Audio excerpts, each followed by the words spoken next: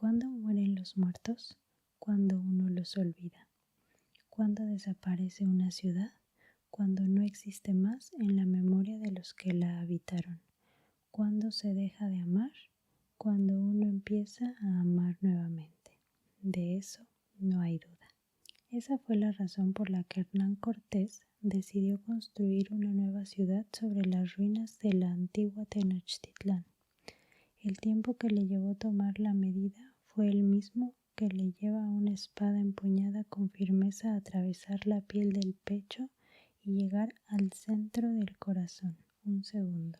Pero en tiempo de batalla, un segundo significa esquivar una espada o ser alcanzado por ella. Durante la conquista de México, sobrevivieron solo aquellos que pudieron reaccionar al instante, los que tuvieron tal miedo a la muerte que pusieron todos sus reflejos, todos sus instintos, todos sus sentidos al servicio del temor. El miedo se convirtió en el centro de comando de sus actos. Instalado justo atrás del ombligo, recibía antes que el cerebro todas las sensaciones percibidas por medio del olfato, la vista, el tacto, el oído, el gusto. Ahí eran procesadas en milésimas de segundo y ya se enviaban al cerebro como una orden específica de acción. Todo el acto no iba más allá del segundo imprescindible para sobrevivir. Con la misma rapidez con la que los cuerpos de los conquistadores aprendieron a reaccionar, fueron desarrollando nuevos sentidos. Podían presentir un ataque por la espalda, oler la sangre antes de que apareciera, escuchar una traición antes que nadie pronunciara la primera palabra y, sobre todo, podían ver el futuro como la mejor pitonisa. Por eso, el día en que Cortés vio a un indio tocando el caracol frente a los restos de una antigua pirámide, supo que no podía dejar la ciudad en ruinas. Habría sido como dejar un monumento a la grandeza de los aztecas. La añoranza invitaría tarde o temprano a los indios a intentar organizarse para recuperar su ciudad. No había tiempo que perder. Tenía que borrar de la memoria de los aztecas la gran Tenochtitlán. Tenía que construir una nueva ciudad antes de que fuera demasiado tarde. Con lo que no contó fue con que las piedras contienen una verdad más allá de lo que la vista alcanza a percibir. Poseen una energía propia que no se ve, solo se siente. Una energía que no se puede encerrar dentro de una casa o una iglesia. Ninguno de los nuevos sentidos que Cortés había adquirido estaban lo suficientemente afinado como para que pudieran percibirla. Era una energía demasiado sutil. Su presencia invisible le daba total libertad de acción y le permitía circular silenciosamente en lo alto de las pirámides sin que nadie se diera cuenta. Algunos conocieron sus efectos, pero no supieron a qué atribuirlos.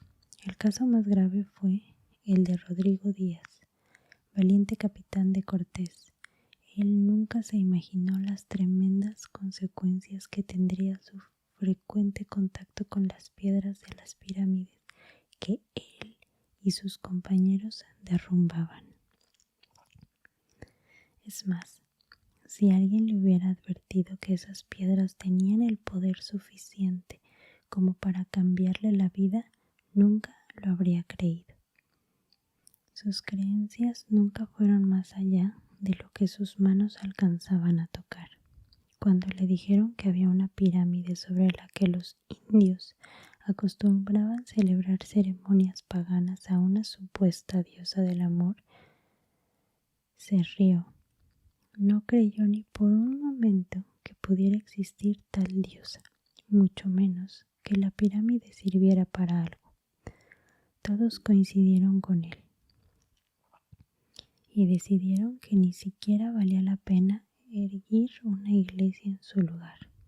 Sin pensarlo mucho, Cortés decidió darle a Rodrigo el terreno donde se encontraba dicha pirámide para que construyera sobre ella su casa. Rodrigo estaba de lo más feliz. Se había hecho merecedor de ese terreno gracias a sus logros en el campo de batalla y a la fuerza con que había cortado brazos, narices, orejas y cráneos. De su propia mano habían muerto aproximadamente 200 indios. Y el premio no se había hecho esperar. 1000 metros de tierra al lado de uno de los 4 canales que atravesaban la ciudad, mismo que con el tiempo se convertiría en la calzada de Tacuba. La ambición de Rodrigo lo había hecho soñar con edificar su casa sobre un terreno más grande y, de ser posible, sobre los restos del templo mayor, pero se tuvo que conformar con ese humilde lote. Pues en el otro pensaba en edificar la catedral.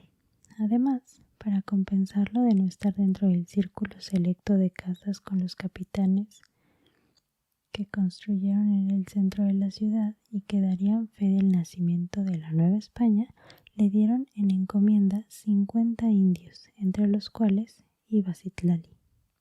Citlali era una indígena descendiente de una familia de nobles de Tenochtitlán. Desde niña había recibido una educación privilegiada y por lo tanto su andar, en lugar de reflejar sumisión, era orgulloso, altanero, incluso retador. El sandungueo de sus anchas caderas cargaba el ambiente de sensualidad. Su meneo esparcía olas de aire por todos lados. El desplazamiento de energía era muy parecido al de las ondas que se generan en un lago apacible cuando de improviso cae una piedra en su superficie. Rodrigo presintió la llegada de Citlali a 100 metros de distancia. Por algo había sobrevivido a la conquista, por la poderosa capacidad que tenía de percibir movimientos fuera de lo normal. Suspendió su actividad y trató de ubicar el peligro. Desde lo alto, donde se encontraba dominada toda acción a su alrededor, de inmediato ubicó la columna de indios en camino a su terreno. Al frente de todos venía Citlali. Rodrigo enseguida supo que el movimiento que tanto lo alteraba provenía de sus caderas y se sintió completamente desarmado. No supo cómo enfrentar el desafío y cayó presa del conjuro de esas caderas. Todo eso pasaba mientras sus manos estaban concentradas en quitar la piedra que formaba la cúspide de la pirámide del amor. Antes de que lo lograra, dio tiempo a que la poderosa energía que emanaba de la pirámide empezara a circular por sus venas. Fue una descarga tremenda, fue un relámpago encandilante que lo deslumbró y lo hizo ver a Citlali ya no como la simple india que era, sino como la misma diosa del amor. Nunca había deseado tanto a alguien, mucho menos a una india. No sabía explicar qué le pasaba. Con ansiedad terminó de quitar la piedra, más que nada para dar tiempo a que Citlali llegara a su lado. En cuanto la tuvo cerca, no se pudo controlar. Ordenó a los demás indios que se buscaran acomodo en la parte trasera del terreno y ahí mismo, en el centro de lo que fuera el templo, la violó. Citlali, con el rostro impávido y los ojos muy abiertos, contemplaba su imagen reflejada en los verdes ojos de Rodrigo. Verdes, verdes, como el color del mar que una vez cuando era niña había tenido la oportunidad de ver. El mar siempre le había producido temor. Percibía el enorme poder de destrucción que estaba latente en cada ola. Desde que se enteró que los esperados hombres blancos vendrían más allá de las aguas inmensas, vivió con temor. Si ellos tenían el poder para dominar el mar, de seguro era porque iban a traer en su interior la misma capacidad de destrucción. Y no se equivocó. El mar había llegado para arrastrar todo su mundo. Sentía el mar rebotando con furia en su interior. Ni todo el peso del cielo sobre la espalda de Rodrigo era capaz de detener el movimiento frenético del mar dentro de ella. Se trataba de un mar salado que le provocaba ardores dentro de su cuerpo y cuyo agresivo movimiento le daba mareo y náusea. Rodrigo entraba en su cuerpo, tal y como lo había hecho en su vida, con lujo de violencia. Tiempo atrás, durante una de las batallas que anticiparon la caída de la gran Tenochtitlán, había llegado el mismo día en que ella acababa de dar a luz a su hijo. Citlali, por su noble linaje, había recibido las mejores atenciones durante el parto a pesar del duro combate que libraba su pueblo contra los españoles. Su hijo llegaba a este mundo entre el sonido de la derrota, el humo y los gemidos de la gran Tenochtitlán agonizante. La comadrona que lo recibió, tratando de compensar de alguna manera el importuno, arribó, pidió a dioses que le procuraran al niño bienaventuranza. Tal vez los dioses vieron que el mejor destino de esa criatura no estaba en este mundo, pues al momento en el que la comadrona le daba a Citlali a su hijo para que lo abrazara, ésta lo hizo por primera y última vez. Rodrigo, que acababa de matar a los guardias del palacio real, llegó a su lado, le quitó al niño de las manos y lo estrelló contra el piso. A ella la tomó de los cabellos, la arrastró unos metros y le hundió la espada en un costado. A la comadrona le cercenó el brazo con el que lo intentaba atacar y por último salió a prenderle fuego al palacio. Ojalá uno pudiera decidir en qué momento morirse. Citlali habría querido hacerlo ese día, el día en que murieron su esposo, su hijo, su casa, su ciudad. Ojalá sus ojos nunca hubieran visto a la gran Tenochtitlán venirse abajo y vestirse de desolación. Ojalá sus oídos nunca hubieran escuchado el silencio de los caracoles. Ojalá que la tierra sobre la que caminaban no lo hubiera respondido con ecos de arena. Ojalá que el aire no se hubiera llenado de olores aceitunados.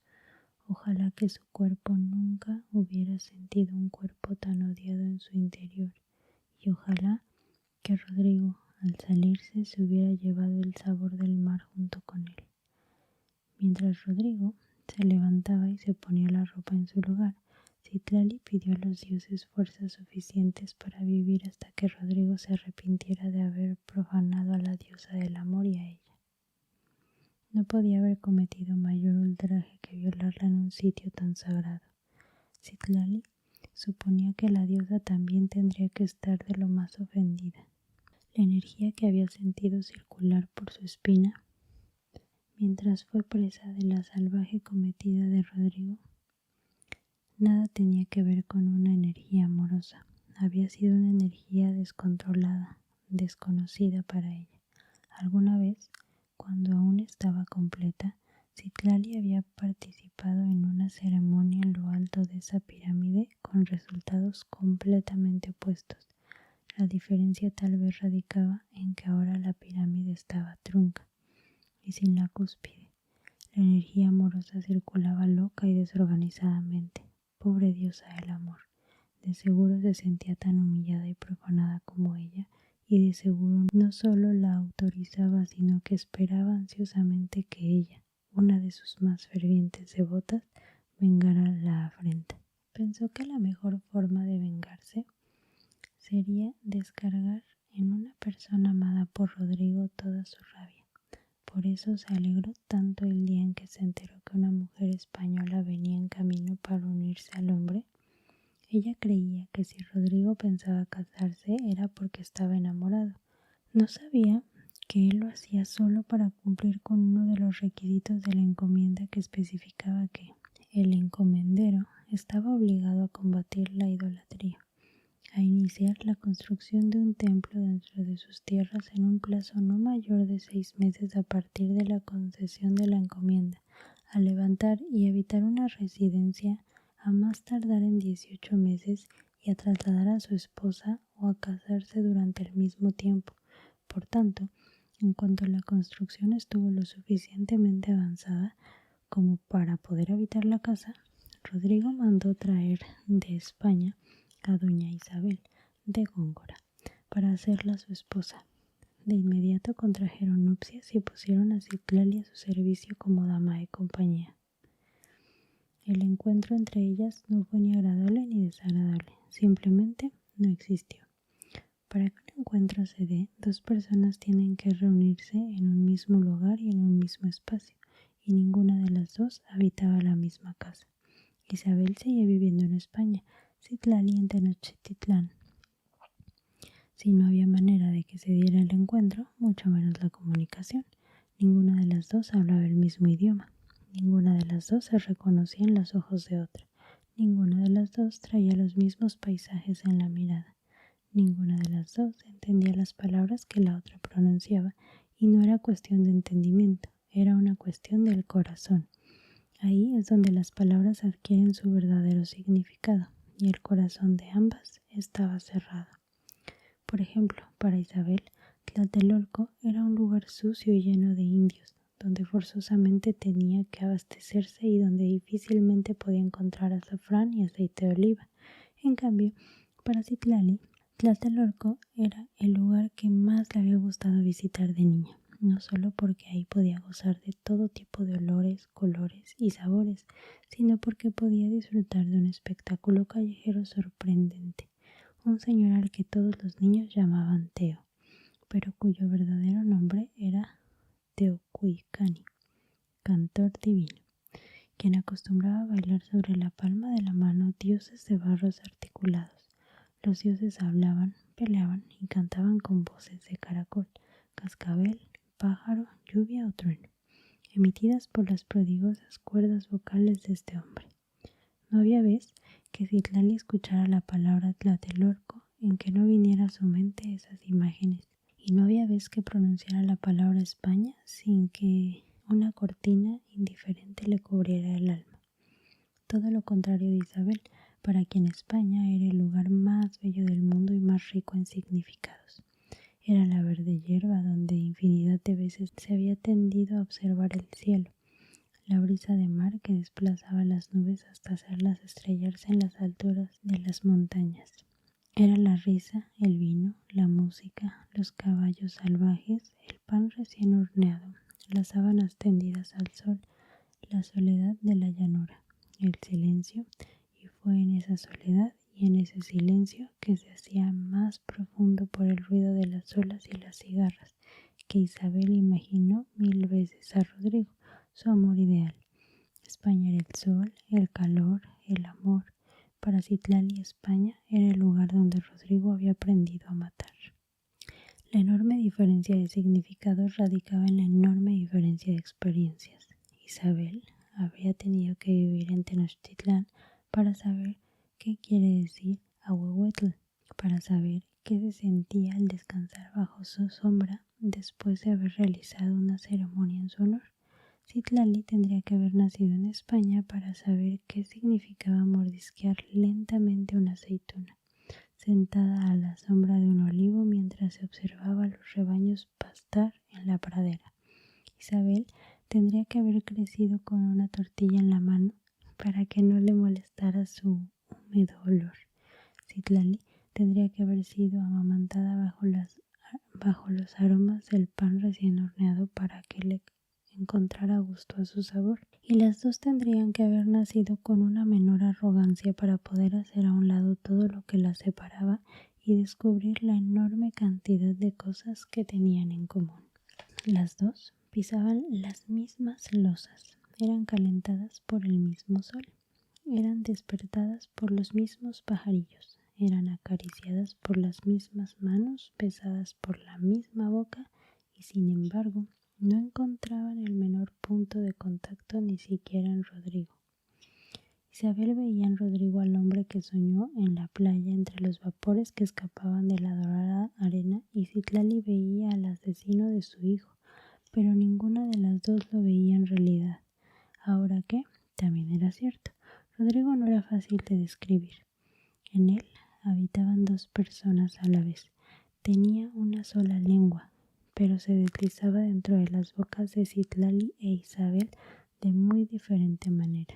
Tenía solo una garganta, pero su voz podía resultar una caricia para la una y una agresión para la otra. Tenía solo un par de ojos verdes, pero su mirar era para un mar violento y agitado, y para la otra un mar cálido, tranquilo y espumoso.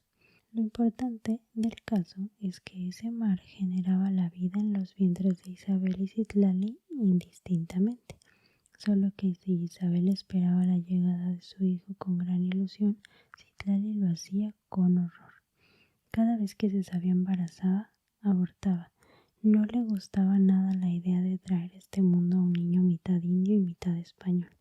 No creía que pudiera hospedar pacíficamente dos naturalezas tan distintas en su interior. Era como condenar a su hijo a vivir en batalla constante.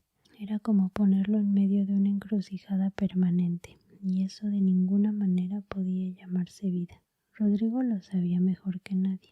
Él tenía que compartir su cuerpo con dos Rodrigos muy distintos. Cada uno luchaba por tomar el mando del corazón, que se transformaba radicalmente dependiendo de quién fuera el ganador. Ante Isabel era una mansa brisa, ante Citlali una pasión arrebatada, una gusanera incendiaria, un deseo emperrado, una concupiscencia calcinante que lo hacía actuar como macho en celo. Todo el tiempo andaba tras ella, la asediaba, la acechaba, la arrinconaba y cada día la presentía a más distancia. Si durante la conquista esta capacidad de percepción de movimientos en el aire le había servido para sobrevivir, ahora lo estaba matando. No podía dormir, no podía comer, no podía pensar en otra cosa que no fuera fundirse en el cuerpo de Citlali. Vivía solo para detectar en el aire el cachondo fluir de sus caderas. No había movimiento que ella realizara, por mínimo que fuera, que pasara desapercibido por Rodrigo. Enseguida lo sentía y una urgencia abrasadora lo incitaba a integrarse a la fuente de lo que lo generaba, a desahogarse entre esas piernas y tumbarse al lado de Citlali donde fuera, a cabalgarla día y noche tratando de encontrar alivio. No había día en que no se acostaran en el medio al menos 5 veces. Su cuerpo necesitaba un respiro. Madre mía, pobre mujer, ya no podía más, ni siquiera por las noches encontraba descanso. Al momento en que Citlali giraba de su petate, el movimiento de sus caderas generaba olas que llegaban a Rodrigo con la fuerza de una poderosa marejada. Lo levantaban de la cama y lo lanzaban a su lado con la velocidad de una flecha certera. ¡Qué terror! Rodrigo pensaba que no había mejor manera que esa para demostrarle a Citlali su amor. Enfermo.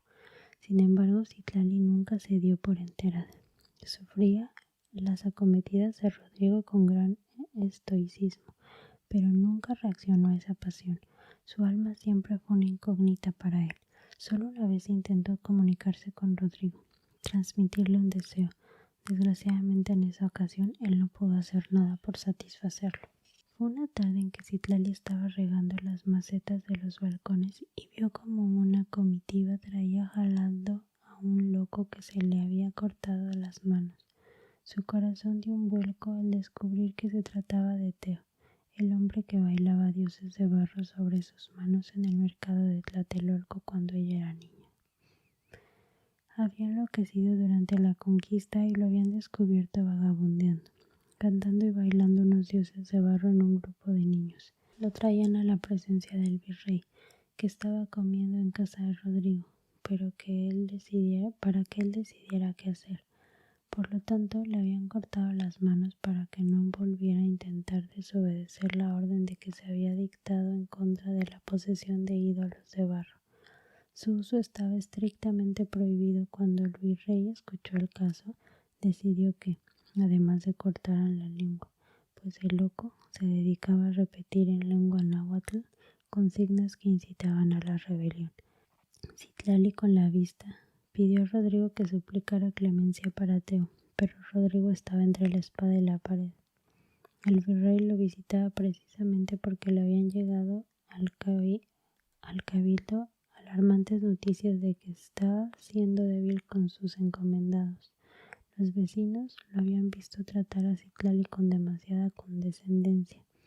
El virrey lo había amenazado sutilmente con quitarle a los indios junto con los honores y privilegios que se había ganado durante la conquista. No podía ahora dar una opinión en favor de ese hombre, pues con ellos se arriesgaba a que lo inculparan de querer propiciar la idolatría entre la población, lo cual sería causa más que suficiente para que le retiraran la concesión de la encomienda, y de ninguna manera se quería arriesgar a perder a Citlali. Así que bajó la vista y fingió no haber visto la súplica en sus ojos. Citlali nunca se lo perdonó. En la vida le volvió a dirigir la palabra y se encerró para siempre en su mundo. La casa, pues, quedó habitada por seres que no interactuaban unos con otros, por seres incapacitados para verse, para escucharse, para amarse, por seres que se rechazaban en la creencia de que pertenecían a culturas muy diferentes. Nunca supieron que la verdadera razón era una que nadie veía, que el rechazo provenía del subsuelo, del choque de energías entre los restos de la pirámide del amor y la casa que le habían construido encima, del rechazo total entre las piedras que formaban la pirámide y las que formaban la casa, del disgusto de la pirámide que no se esperaba más que el momento adecuado para sacudirse encima de las piedras ajenas y así recuperar su equilibrio. De igual manera reaccionaban los habitantes de la casa, con la diferencia de que para Citlali recuperar su equilibrio anterior no significaba quitarse unas piedras de encima, sino llevar a cabo su venganza. Afortunadamente para ella no tuvo que esperar mucho tiempo. Isabel dio a luz a un bello niño rubio. Citlali no se despegó de su lado, y en cuanto la partera recibió al niño, ella lo tomó en sus brazos para llevárselo a Rodrigo y, fingiendo un tropezón, lo dejó caer. La criatura se desnucó al instante. Junto con el cuerpo del niño cayeron al piso las líneas de la mano de Citlali. Su destino estaba ya marcado en la tierra, en el aire, en los gritos y lamentos de Isabel. Ya no le pertenecía. Rodrigo la tomó de los cabellos y la sacó de la recámara a jalones. Entre la confusión que reinaba en ese momento, la sacó antes de que nadie tuviera tiempo de reaccionar en su contra. No podía permitir que la dañaran manos ajenas. El único que le podía dar una muerte digna era él. Citlali no tenía escapatoria. Él lo sabía perfectamente. Y sabía también que en ese cuerpo tan recorrido, tan conocido, tan besado, tan deseado, merecía una muerte amorosa. Con gran dolor, Rodrigo sacó un puñal y, tal y como había visto hacer a algunos sacerdotes durante los sacrificios humanos, le abrió el pecho a Citlali por un costado, tomó su corazón entre las manos y se lo besó repetidas veces antes de arrancárselo finalmente y lanzarlo lejos. Todo fue tan rápido que Citlali no experimentó el menor sufrimiento. Su rostro reflejaba gran tranquilidad.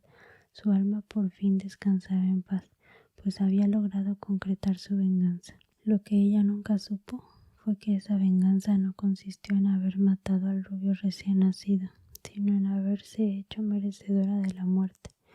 Logró con su muerte lo que deseó la primera vez que vio a Rodrigo, que aullara de dolor.